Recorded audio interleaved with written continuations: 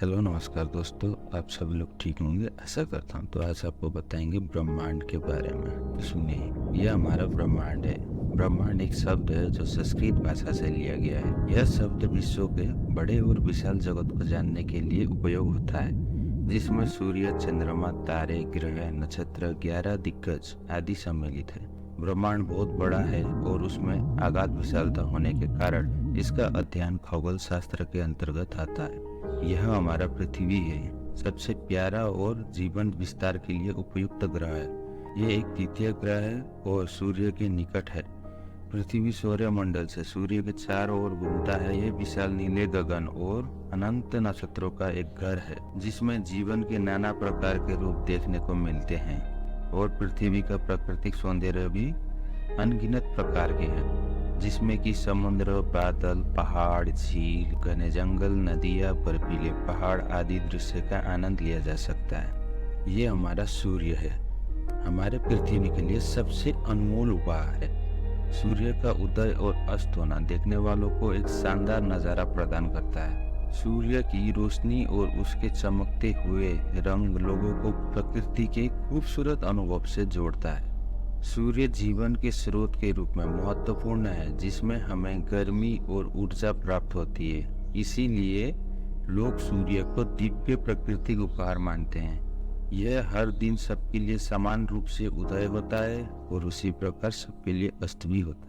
अब बताते हैं मानव जाति के बारे में। मानव जाति की व्यस्त जीवन शैली और प्राकृतिक सौंदर्य के बीच एक दूरी का अनुभव आम बात है। आधुनिक जीवन शैली में लोगों को अपने पेशेवर करियर, पारिवारिक समस्या, सामाजिक जिम्मेदारियां आदि के चलते अपने समय की बहुत ज्यादा चिंता होती है। इससे वे प्रकृति के साथ जुड़ने और उसका आनंद लेने के लिए समय नहीं निकाल पाते।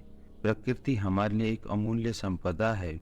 प्रकृति के संपर्क में रहना हमारे शारीरिक और मानसिक स्वास्थ्य के लिए फायदेमंद है, जैसे वन यात्रा करना, पर्वतों पर चढ़ाई करना, नदियों के किनारे घूमना आदि हमें प्रकृति से रूबरू कराते हैं। हमारे मन को शांति और संतुलन की अनुभूति होती है। प्राकृतिक झीलें साफ पानी का संग्रह करने के लिए अत्यंत महत्वपूर्ण है।